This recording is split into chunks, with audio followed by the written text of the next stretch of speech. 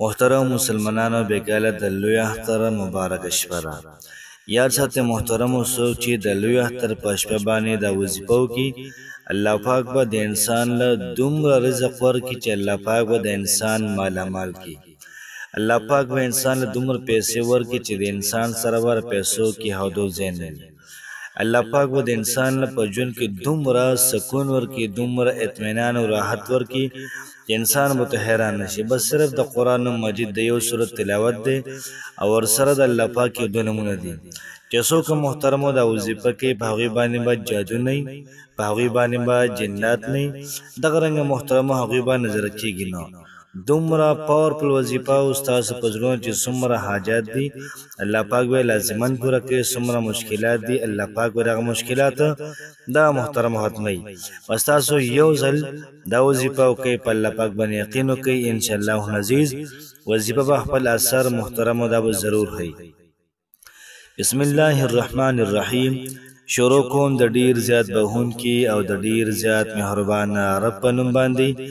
زه ګواهي ورکوم د دې خبرې چې د الله پاک نه علاوه د عبادت لایق بل څوک نشته او نبی کریم صلی الله علیه و آله وسلم د الله پاک بنده او د الله پاک رسول دی. محترم مسلمانانو خویندورونو، څنګه تاسو ته پته ده چې بیګاله د لوی اختر شپه ده او د لوی اختر چې کومه شپه ده ډېره زیاته د عزت والا، ډېره زیاته د عظمت والا ده. الله پاک نه دعا ده، رب کریم نه دعا ده چې څومره دعاګانې الله پاک قبلې د خلکو چې هغه دعاګانو کې الله پاک زمونږ هم حصه وکړي، هغه دعاګانو کې الله پاک ستاسو هم حصه وکړي. والله پاک نه دعا ده چې الله پاک په دې شپه باندې زمونږ مونځ قبول کړي، په دې شپه باندې زمونږ دعاګانې لازماً دا قبول کړي. یاد ساتئ محترمو خویندورونو، څوک چې دا وظیفه کوي د لوی اختر په شپه باندې الله پاک به د انسان له د رزق مسله حل کړي.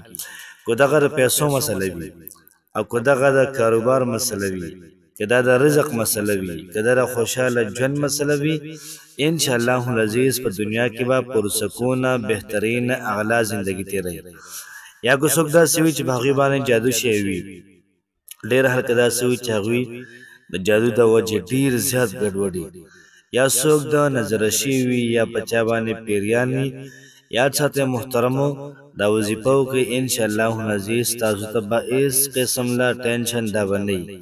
خو دې سره سره یو ناشنا خبره ده، نبی کریم صلی الله علیه و آله وسلم فرمایي چې کوم سړي د غټ اختر شپه او د وړوکي اختر په شپه باندې بندګي وکړه د الله پاک، الله پاک به هغوی ته دومره اجر او ثواب ورکوي لکه څنګه نبی کریم علیه الصلاة والسلام فرمایلي دي چې د قیامت په ورځ باندې د هر یو انسان زړه دا به مړ کېږي خو چې چا د اخترونو په شپې باندې بندګي کړې ده او ذکر کړی، نوافل کړي او دغه رنګې وظایفې کړي، فرمایي د انسان زړه به نه مړ کېږي.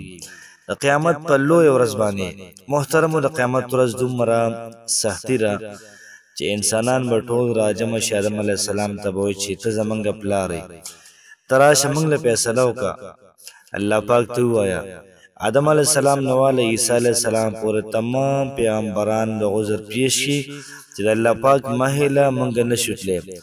آخر کې نبی کریم صلی الله علیه و آله وسلم به راشي، عرش مخې ته به سر په سجده باندې پریوځي، الله پاک له به حمد و ثنا وکړي، الله پاک به له سوال قبول کړي. انسانان به دومره تنګ شوي، انسانان به دا وایي چې کاش چې موږ جهنم ته پریوځو، د میدان محشر د ګرمۍ نه دی الله پاک موږ ته نجات راکړي. نو کم بندګان چې د اخترونو په شپې باندې ایح پاتې کېږي او فرمایي چې دوی د اخترونو په شپې باندې بندګي کوي، نو فرمایي چې الله پاک به د قیامت په ورځ د عرش د سورې لاندې کښېنوي. سبحان الله، څومره ناشنا خبره ده یار.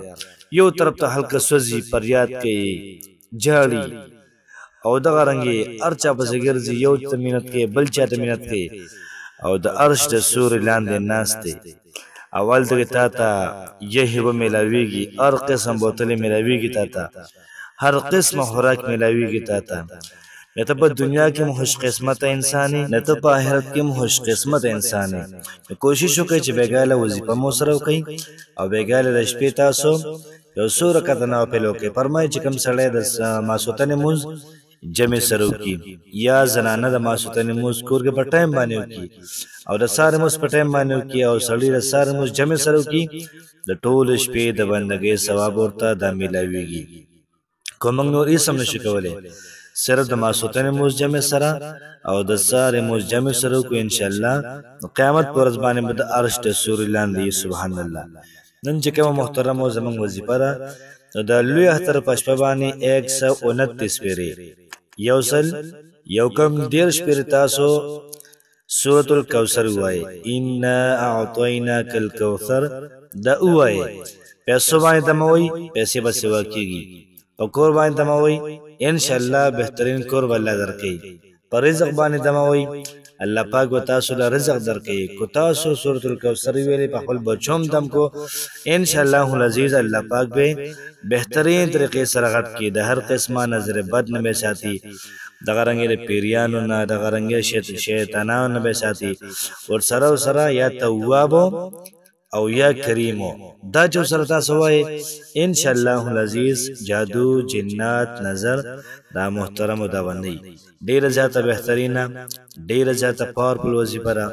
کوشش وکړئ د اختر په شپه دا وظیفه وکړئ. مخکې ملګرو سره هم شیر کړئ چې هغوی هم دا وظیفه وکړي، د هغوی هم مسلې حل شي. الله پاک هم خوشحاله آباد ساته. السلام علیکم ورحمة الله وبرکاته.